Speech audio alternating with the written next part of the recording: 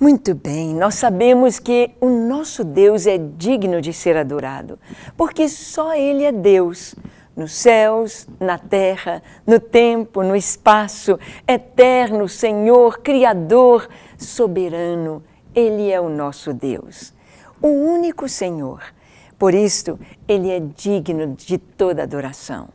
E quando adoramos ao Senhor, nós sabemos que algo acontece no mundo espiritual.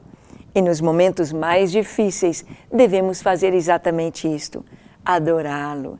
Devemos contemplar a sua glória e derramar o nosso coração em sua presença, proclamando quão grande Ele é, proclamando seus atributos perfeitos e permitindo que Deus possa agir a nosso favor, que Deus possa agir em nossas vidas através do que Ele é, como Deus.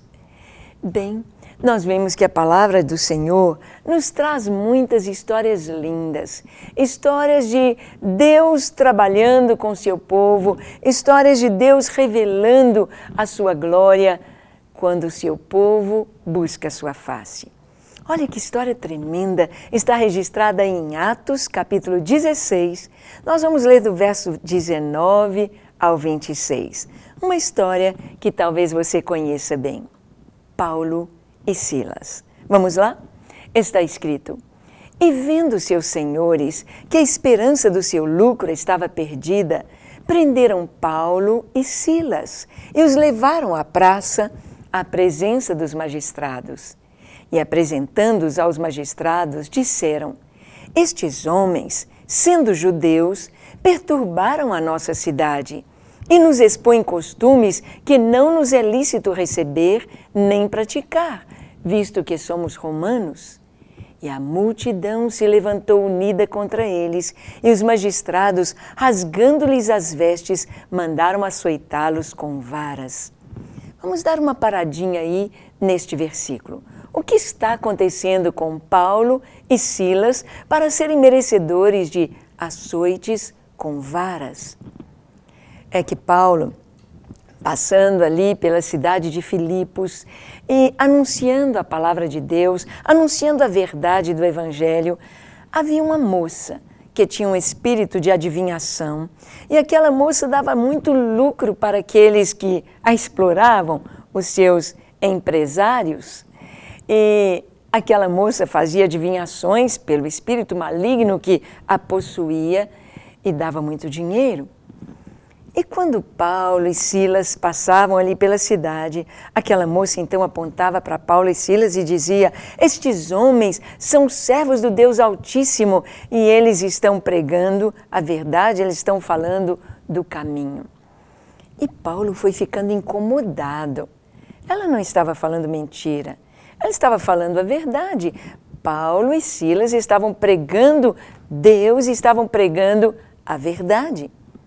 Mas o problema era que ela estava atraindo para si a atenção de todos. Ela estava buscando, ou melhor, aquele espírito maligno estava buscando atenção para si e que as pessoas não olhassem para Paulo e Silas, mas vissem: puxa, essa moça, esse espírito é mais poderoso, ele sabe tudo, sabe todas as coisas, confirmando e reforçando o poder das trevas. Então Paulo, o que ele faz? Ele expulsou aquele demônio. Ele disse: eu te ordeno em nome de Jesus, sai desta moça, sai desta jovem. E ela, então, agora está normal. E normal, ela não dá mais lucro para os seus empresários, para aquelas pessoas que a exploravam. E eles ficam com muita raiva de Paulo e Silas e os levam aos seus juízes, sem saber que Paulo era cidadão romano, ambos romanos. E então, Paulo e Silas são levados pela multidão com muita ira, e a multidão os entrega e dizem: estes homens, sendo judeus, nos obrigam a ter costumes que nós, como romanos, não podemos praticar. Eles falam da identidade de Paulo e de Silas. São judeus, são radicais, creem num Deus invisível, creem em apenas um Deus. E eles deram a sua identidade e assumiram a sua, somos romanos. Paulo e Silas não puderam apresentar a sua defesa. E o texto continua dizendo: e havendo-lhes dado muitos açoites, os lançaram na prisão, mandando ao carcereiro que os guardasse com segurança. O qual, tendo recebido tal ordem, os lançou no cárcere interior e lhes segurou os pés no tronco. Olha, preste atenção, vamos parar aqui um pouquinho. Eles foram açoitados, sem defesa, apesar de serem cidadãos romanos.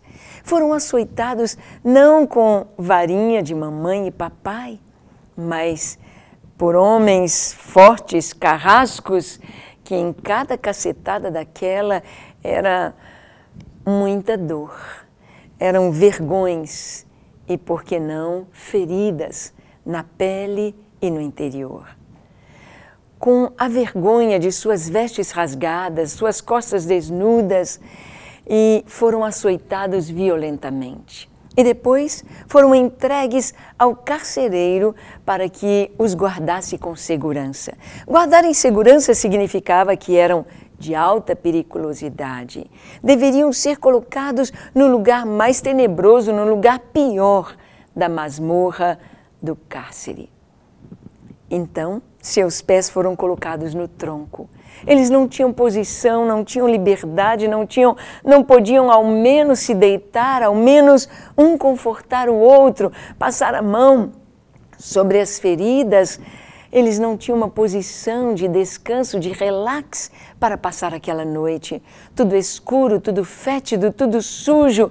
E ali estavam Paulo e Silas, pagando por falar, por viver a palavra de Deus, por adorar o Deus de Israel, o único e verdadeiro Deus, o Criador de todas as coisas.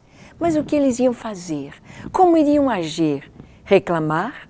Brigar? Dormir? Queixar-se? Chorar? O que haveriam de fazer?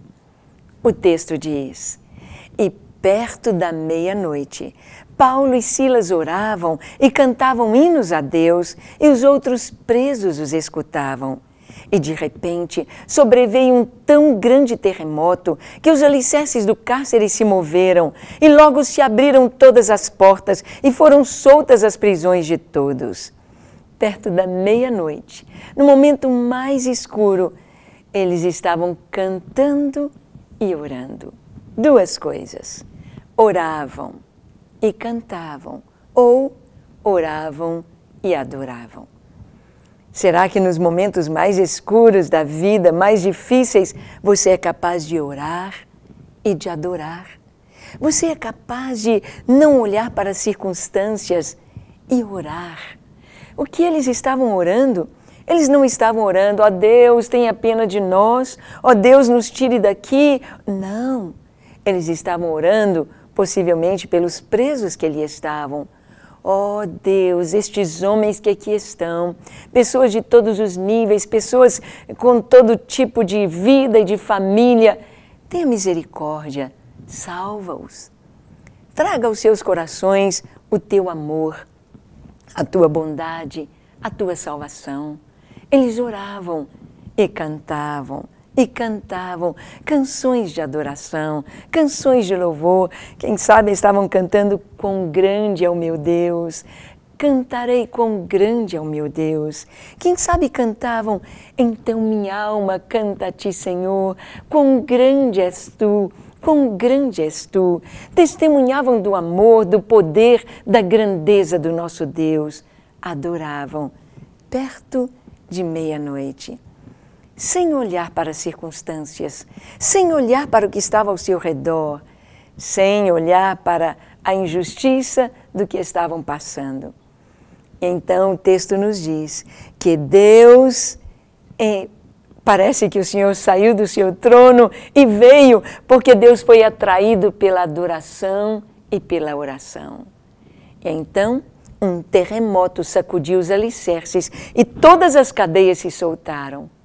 Quando eu e você adoramos ao Senhor, oramos ao Senhor nos momentos mais difíceis, acontece libertação ao nosso redor. Vamos fazer isto? Vamos adorar ao Senhor, independentemente das circunstâncias ou nas mais difíceis circunstâncias? Eu te convido a orar comigo. Feche seus olhos, curve a sua fronte. Se for possível, se ajoelhe onde você está e ore comigo, colocando o seu coração no altar e adorando o Senhor. Diga assim: Senhor, reconheço a minha pequenez, a minha fragilidade. Reconheço, Senhor, que Tu és Deus nos céus, na terra, na eternidade. Reconheço Tua grandeza, Teu poder e reconheço o meu pecado. Eu te peço perdão pelos meus pecados, eu te peço perdão pela minha murmuração, minha ingratidão, pela minha iniquidade. E te peço, Senhor, entra na minha vida, perdoa-me, dá-me um novo coração, um coração de adorador, um coração que te ama, que te serve, um coração que te conheça verdadeiramente. Senhor, oramos pelas pessoas que estão nos assistindo agora e que necessitam de cura, de libertação. Envia a Tua libertação, envia o Teu poder e traga a Tua bênção a cada lar, a cada vida, aquilo que cada um necessita. Em nome de Jesus. Amém, amém e amém.